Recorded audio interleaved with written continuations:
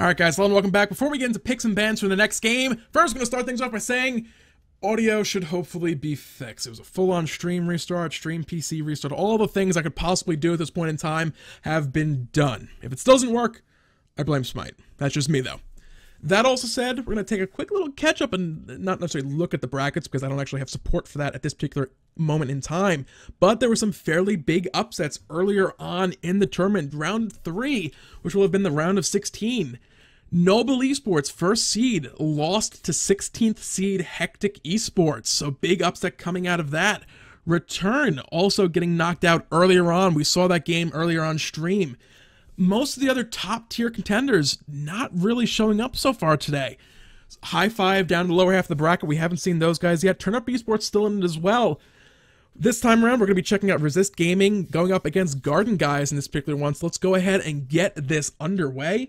We'll go ahead and check out the picks and bans for this. Switch on over to that scene and get the show on the road. I'm Poseidon once again here with Ranconius, who was apparently trying to prep a cup of coffee or something. I haven't heard him talk yet. He may have run into a spider kangaroo. Hello? Yeah. Hello? Oh, you're still alive. It's a very weird breed of animal. And to make coffee over here, we don't actually crush up coffee beans and then, mix them into hot water and whatnot. We generally grind up the coffee beans into heated spider poison. I guess you gotta establish that venom immunity beforehand, so when you do inevitably run into a spider, you're all set and ready to deal with it. So I guess that works out pretty well. No, it's like, it's something you're trained on from a very young age. It's fantastic. I love it. It's a unique blend. Very unique. Well, considering the fact that you have survived to the ripe old age of whatever age you happen to be, and you weren't eaten alive by a giant spider or arachnid or kangaroo slug or some sort of hideous Australian creature, I guess it has worked out pretty well so far. That said, the game, rather the picks and bans at least, are underway. It's Resist Gaming facing off against Garden Guys. We saw Garden Guys a little bit earlier on. They ran a triple Guardian double Hunter composition. Did pretty well with that. We'll see if they can do it again.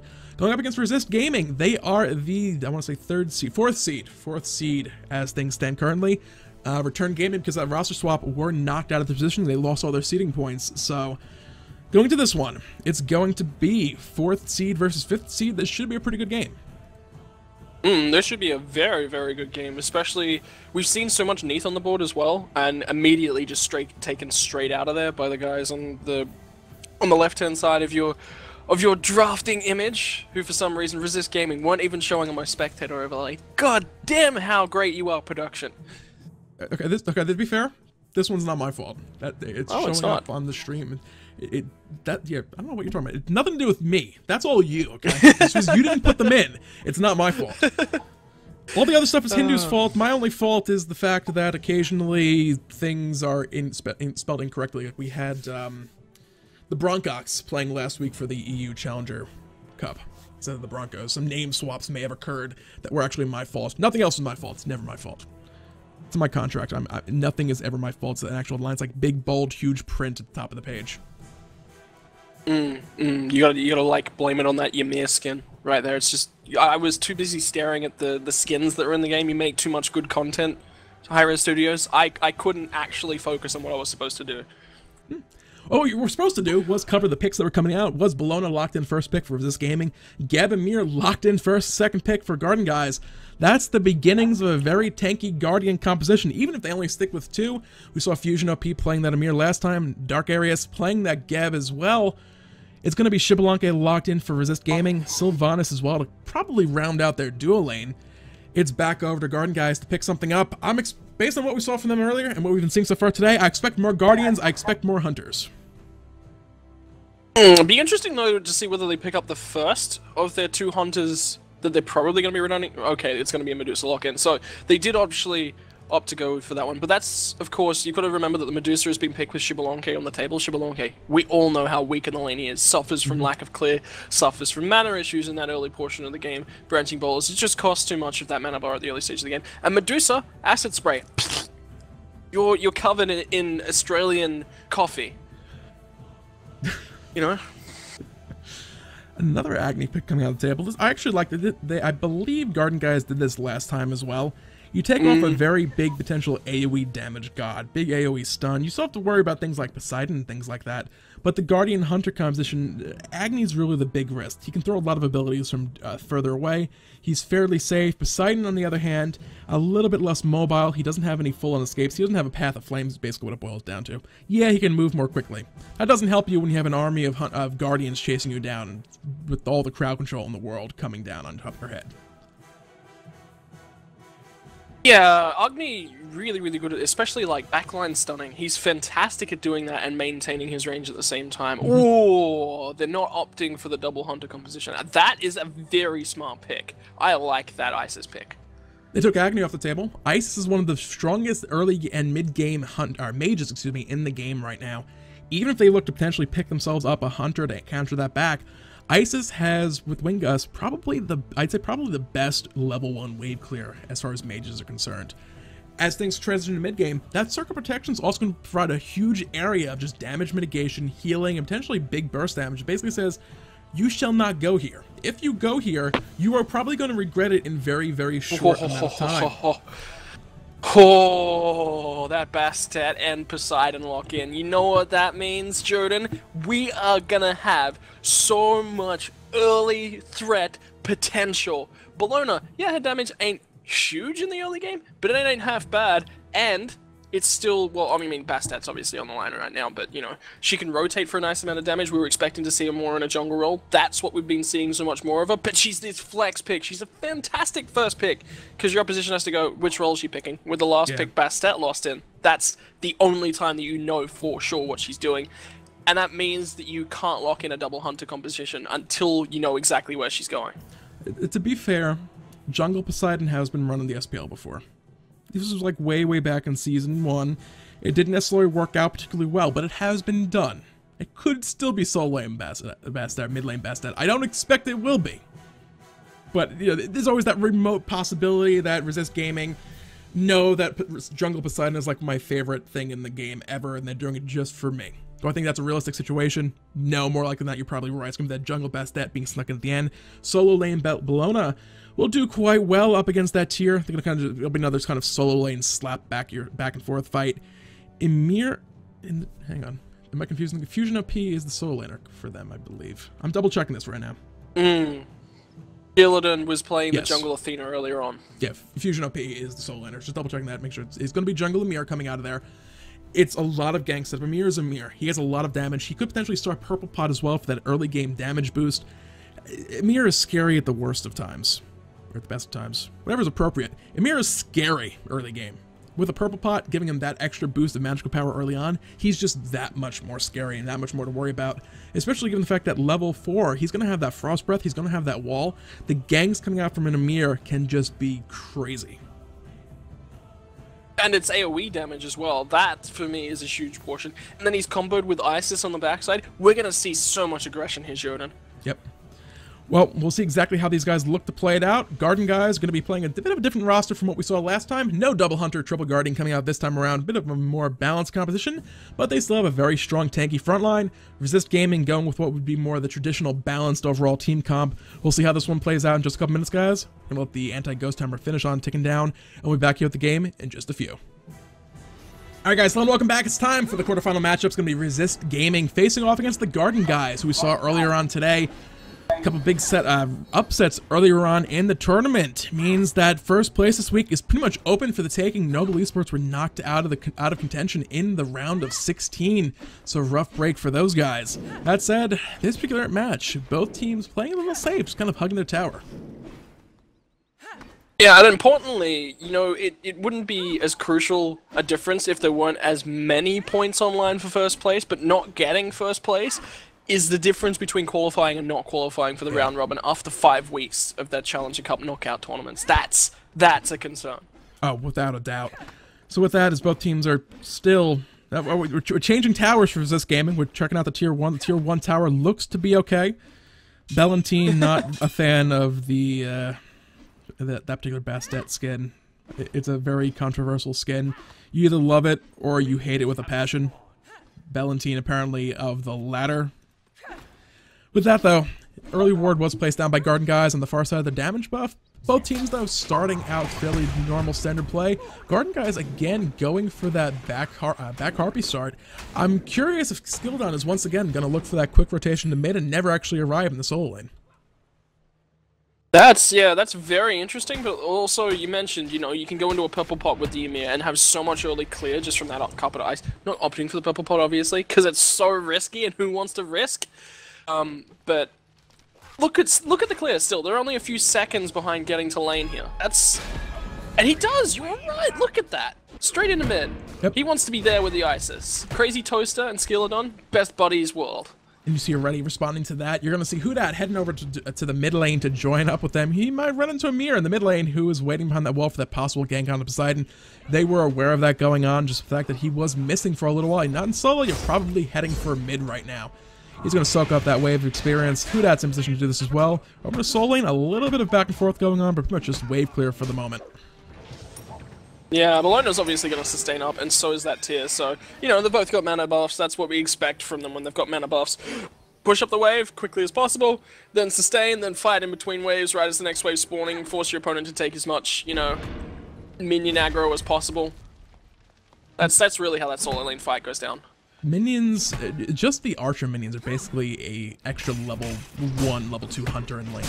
With the advantage of, they always hit the target if they're aggressing on a target.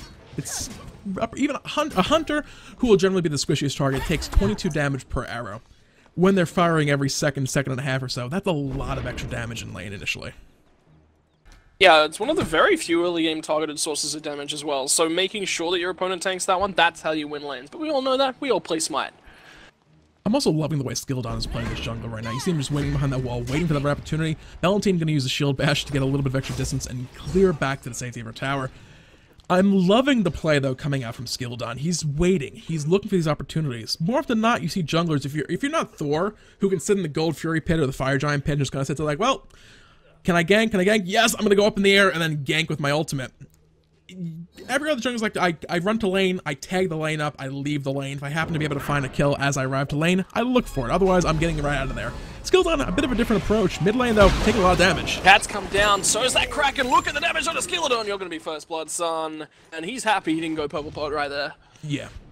Still a rough early start. Resist Gaming getting that first blood. It's about 500 gold in the bank for those guys. As mid Harpies are about to spawn as well, so again today, another one of these nice little first blood timings to give a team an advantage as the Harpies will spawn for the first time, and Resist Gaming want to take both sides. You see this little bit of a split right now. It's going to be Sylvanus against 2, left side, doesn't matter. The Verdant Growth and the Hog take that safely. Right side, a bit of a fight breaking out. Crazy Toast is going to be the focus out of this early one. He will drop down that circle protection. They're going to fight in the heels, but Eagles rally. What can they counter-initiate with? Garden Guys are taking the brunt of the aggro right now. Crazy Toast is the focus, but look at Frisian OP. They've got the Spirit Ball. Can they find the kill? One more basic attack will come through from Crazy Toast to clean up Hudat. And he will be saying, Hudat, I-G-G-Y. And the right side Harpy cams are still up as well, so those are going to end up being split 1-for-1 across the board. So a little bit of a messy fight coming out for these guys. Resist Gaming, we're setting up for that. We're just going to take both camps and get the hell out of there. Garden Guys, we're not having any of it on the right-hand side camp. So a lot of hogs thrown down, a lot of damage thrown out. Garden Guys came out with a kill. So the fight overall going their way. So as things stand... But on the left-hand side of the map, Jordan, it's going to be the Dev Gauntlets versus the Heartseeker, and the Heartseeker's already online. That's a little bit of an interesting one as well. Medusa has the luxury with her 1. She can go ahead and not have to rely quite so heavily on the attack speed coming out. So the early power spike in her can be really, really beneficial. She's also kind of a almost caster-based AD carry, if you will. Her abilities scale very, very well off of physical power. She's going to be able to go back for those Devourer's Gauntlets right now. She's not too far behind. A slight advantage going in favor of the Heartseeker just because it's getting 2 power per stack and there's less stacks to actually be built up.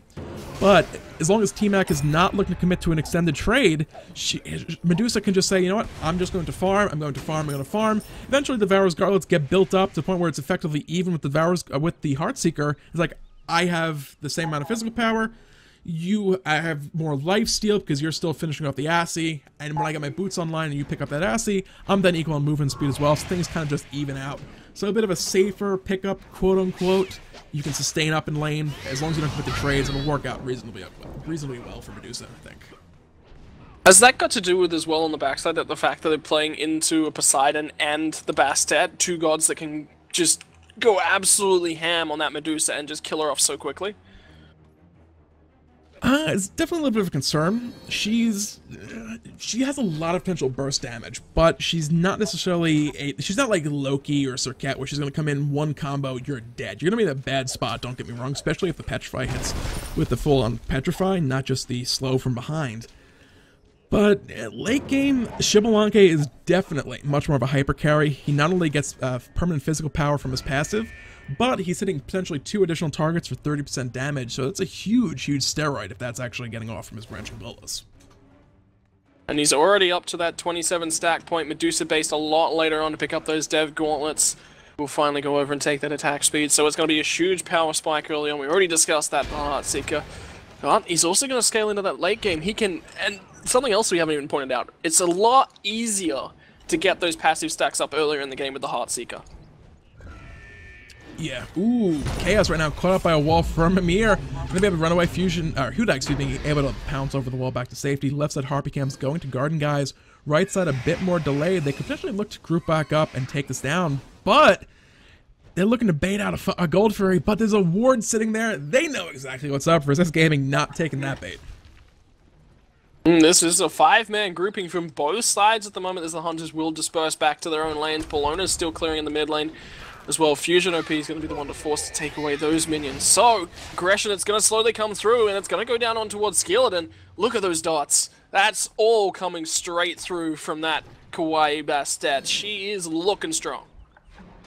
Yep, she is a strong early game god for sure. That was without the cat call as well. Skeleton could have, frostbite the cats, start to run away, the cats chase back up, you hit him with Declaw. Bastet, even against a Guardian right now, can definitely ruin that Guardian's day. Gavin, a bit of the same situation, especially if Bastet can stop the rollout from going forward. She has pick potential, probably against everyone but Tyr, who can just, bring her back out to safety, Fearless back to safety, and all that stuff. So, Bastet has that potential. In a fight, it's a bit of a messy thing as well. Those cats body block all the ability, all the skill shots rather, all the in-hand attacks. It's annoying to say the least, plus they're doing damage, plus they're slowing you. It's rough to deal with. And the fact that they just can dive underneath the tower and allow Bastet to dive without worrying about taking that tower is such a crucial part of that early game. And they also help clear out this Gold Fury at a rapid rate of knots as well. And well, that could be troublesome as Skeleton's going to go base. If he's caught basing here, if they realize that he's nowhere around this Gold Fury, it could be taken away, but Resist Gaming not even in position. So at least he's going to get that safe base off, and that's important in this early to mid portion of the game as well. It's getting those items without risk of losing the Gold Fury. It's an Iron Mail coming online as well, which will help out against this triple physical composition by Resist Gaming. They now know that the people at least not nearby. I'll be curious if they start this one up. There is a ward currently sitting in the middle of that Gold Fury pit. So Garden Guys would be very aware of that being started up. Over in the right lane, Bellona taking the back by Fusion OP as an opportunity to push some damage onto that tower. Once that is down, the option to rotate around freely will be there. No second actives for either solo laner right now, so teleport is still always going to be an option. But at least in the case of Fusion OP on Tyr, Blink is usually something you want to go for. In some cases, even with that Mystical Mail, which it's been a bit of a topic of discussion lately, Mystical Mail puts you in combat, you can no longer blink, but at the same time, Blink for Tyr is absolute great play setup. And, the Mystical Mail as well is great for pushing out those minion waves in the early portion of the game. It clears, because, minions don't have all that many resistances, so that 40 magic damage per second is going to be hitting on them for a big deal, and it's just so easy, especially when Tyr is already quite good at shoving. Just adds that extra layer there. But it's going to be into a Rune-Forged Hammer on the Bellona, and where's that one coming through, Sheridan? It'll definitely help out, going, again, decent bit out of physical damage. It's health. Is it health? I might be thinking the rhyme. Yeah, it is health. It is physical protection and the passive offering some physical power. Harpy is respawning left side. Resist Gaming looking to take these down quickly. Dark Arius looking to force a hog out. Not going to be able to do so. Chaos uses that Tidal Surge to clear that one out. Who dat? Pouncing over the wall back to safety. Crazy Toaster not able to find something in that particular instance. From my experience with cats, they don't like being cold, so, pouncing over the wall to safety was definitely something that I think Bastet was appreciating. The ability to get inside and away from all that cold, big, bad Ymir. Skeleton, how could you? How could you freeze up those cats? That's animal cruelty. It's definitely not nice, to say the least. Right side camps, Resist Gaming right on top of that delayed offset timer spawns for those mid-harpy camps.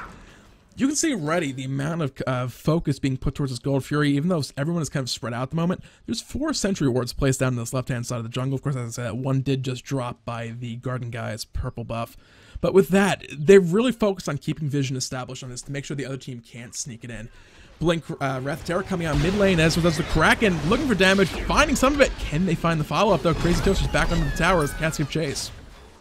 Who dat is going to drop those cats, and the blink into the freeze from Skeleton. They won't even grab that Nature's Grasp to pull. Unfortunately, Skeleton's Ymir back into the composition, but now it's over towards that Gold Fury. They know they've got a little bit of a health advantage, but the Circle of Protections, it's down Jordan, and that is a crucial ultimate. Absolutely. Looking at what is still left for Garden Guys, they have the Shards of Ice as well as that Cataclysm. Fearno's going to go ahead and start this one up. They probably going to end up resetting it. Maybe not reset it. We've seen so many times today 80 characters start poking away, but he's tanking it up. He does not have any lifesteal, so that health damage from that Gold Fury is going to be permanent. There's the Petrify coming in from T-Mac as well as the Cataclysm Shockwave. Valentine finds Darkaris on the back of their rotations. The fight ensues. Gold Fury did go the way of Resist Gaming, so they snuck that in and went 1 for 1 on the kill count. So overall, nice little victory for them. Yeah, XP lead now snowballing out to a 3k advantage. That's huge in this early portion of the game. Now that's 1700, massive spike appearing on that gold graph as well. That is going to be important for Garden Guys. Yeah, they didn't get a double 80 carry comp this time through. Sorry, not Garden Guys, Resist Gaming. You're totally right. I'm just mixing up stings all over the board today. But when you've got a Poseidon and you got that Bastet, getting ahead in the early game, Jordan, that's your focus. Absolutely. It's something teams always have to keep in mind when you have these strong early game gods. Even to the mid-game gods, Poseidon, let's wait a minute, late game, he does a lot of bursts with that Kraken into that Whirlpool. The Cripple is always very, very useful. It can ruin many a god's day when you cannot escape out of that little bit of a Whirlpool damagey thing. Yeah, the Whirlpool damagey thing. Very insightful description of the ability, but yeah. As the Unpause finally comes out and saves me from my own unfortunate devices. You could say your own mistake was crippling there.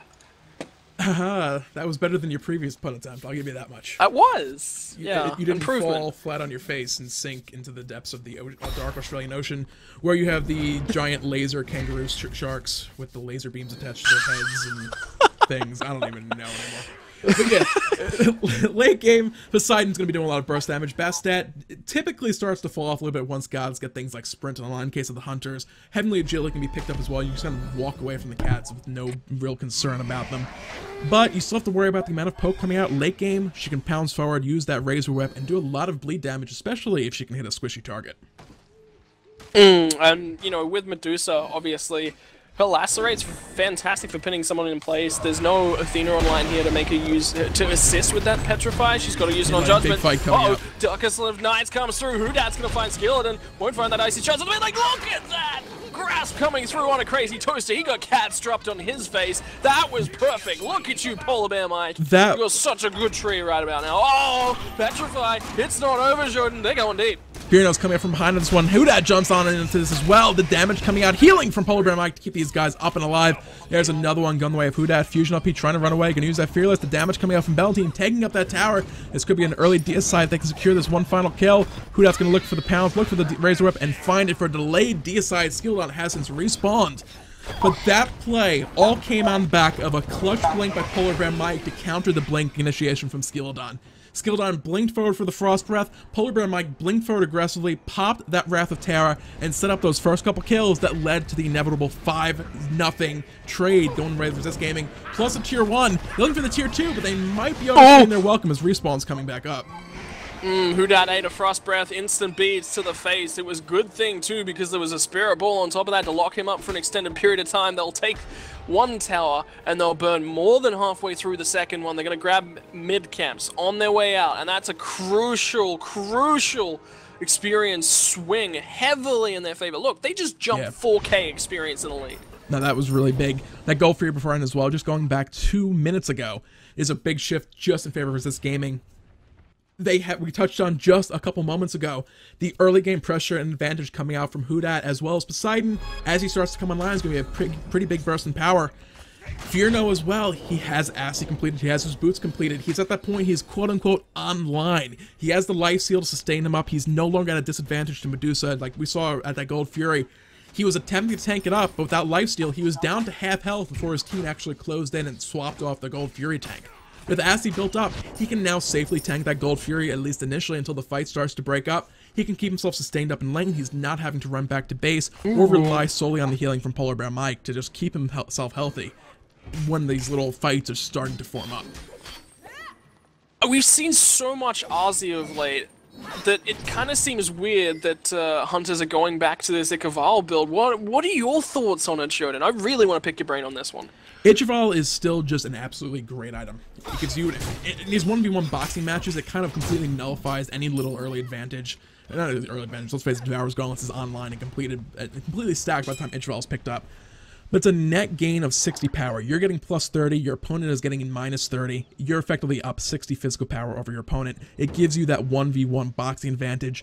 And when you're going to be up against a triple physical team, you can do that against Bellona, you can do that against the Bastet, you can do that against the Xbalanque. It's very, very effectively, and you can, if you really want to be technical and super skillful, you can potentially be doing against this team comp minus 90 physical power to your opponent's team. It's not at all realistic, but it's a potential thing if you really want to go like super hardcore technical, mechanically based fighting. It's not a realistic situation in all honesty, but to actually answer the question, how do I feel about it? I'm liking it. It's still a very strong item. It has the attack speed. It gives it an extra bit of physical power. And I just double check this, has penetration on it. Yeah, 10 physical penetration, which is difficult as it is to come across these days. It's still a very sound pickup, given the fact that it's only a 1700 gold item.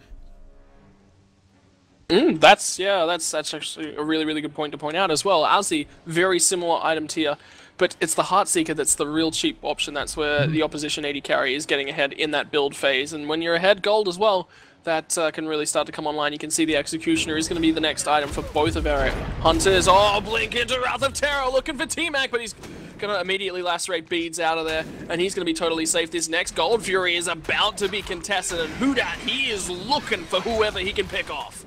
Yeah, he's bouncing forward, looking for a little bit of poke.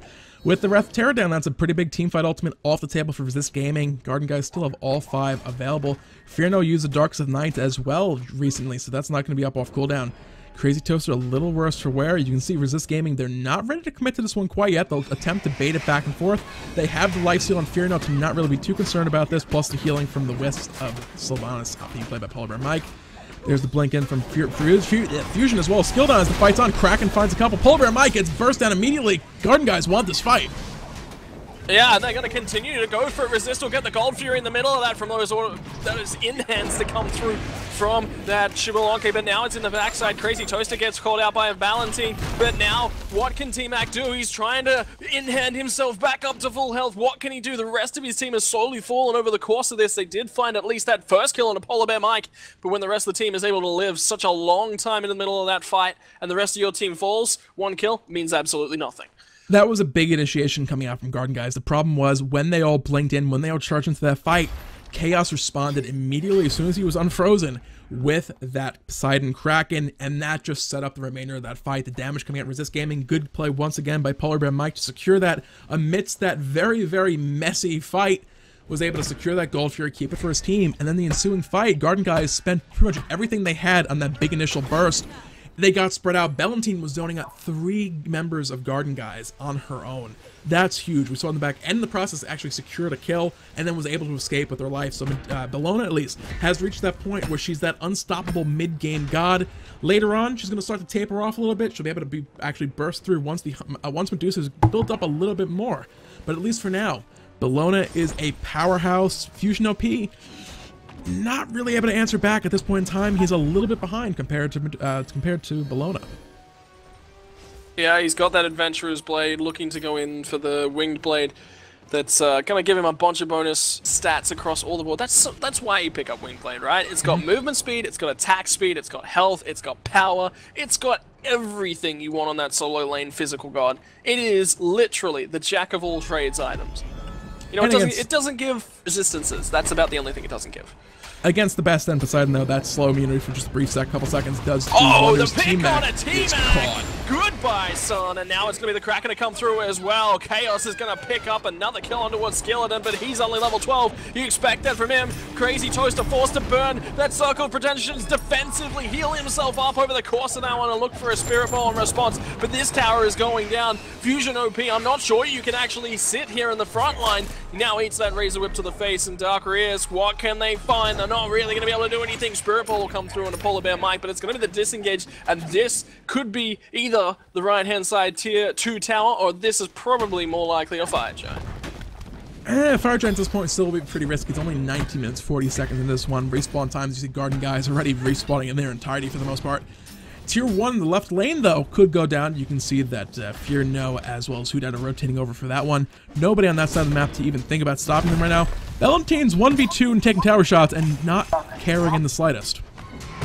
And the rest of the teams are going to start piling in here. There's a cripple to come through from that whirlpool, and thank goodness it's here. It's almost going to save them. The disengage, that wall was so defensively not a good idea from Skeleton, but he's going to drop the Icy Shards, trying to find Valentine. But look at this Fusion OP, still looking to try and go on the backside. He doesn't quite have the healing for the power cleave to keep him up to date. Valentine is able to duel out on towards Crazy Toaster and resist gaming. Look at the health bar on Chaos. He lives on the left-hand side. They've got 2 members to take down that tier 2, and they're winning across the map.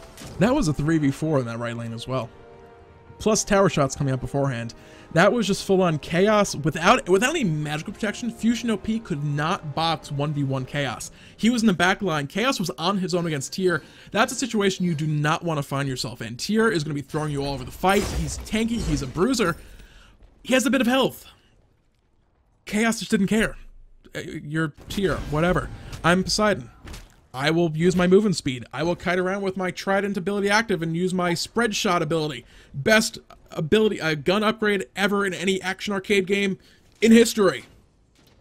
He just made use of that. Won that 1v1 duel. The rest of the fight, Valentine was just being Bellona, that monster that she is in the mid game. There was no stopping her. We saw her in starting. She's doing it again. I mean, this is silly. They can't do this 1v2. Fusion OP and hi-rez cannot kill Valentine right now. They can stop her, they can slow her down. You know, the rest of the team is going to have a rough time in a 4v3 situation. Crazy Toaster pulled in.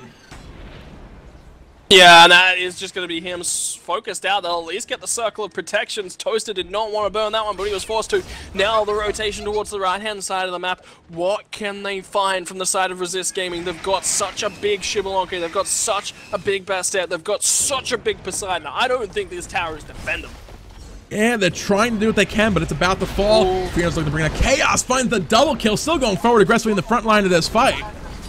And down comes the Cataclysm for hi-rez, but it's too late, buddy. When you're burning that one right at the end of the fight, there's going to be a tear on the backside, but this is a terrible time to come in. This could be game. Lawbringer at least, trying to do what it can. Yeah, I don't see how he can defend this.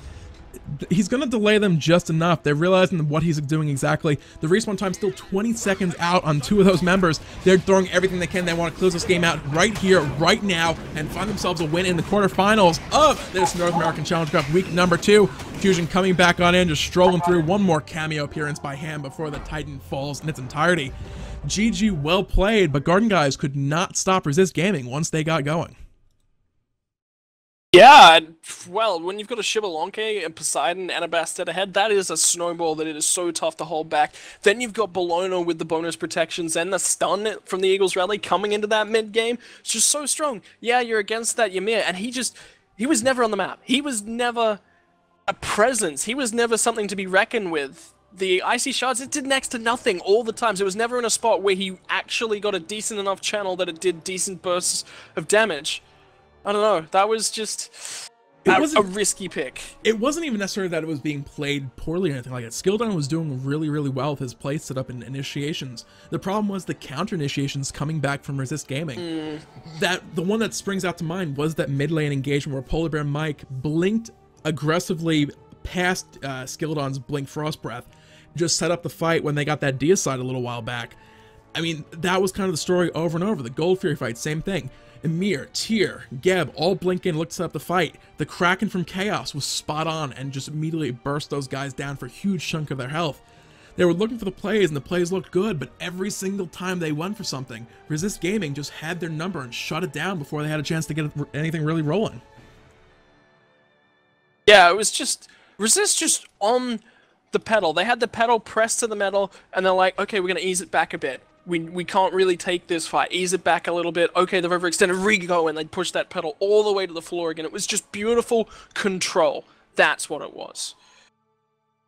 With that said, guys, that's going to wrap up things here for the quarterfinals of the Week 2 North American Challenger Cup. We'll be back here with the semifinal matchup in just a little bit. So stick around, enjoy the music. We'll be back as soon as we can.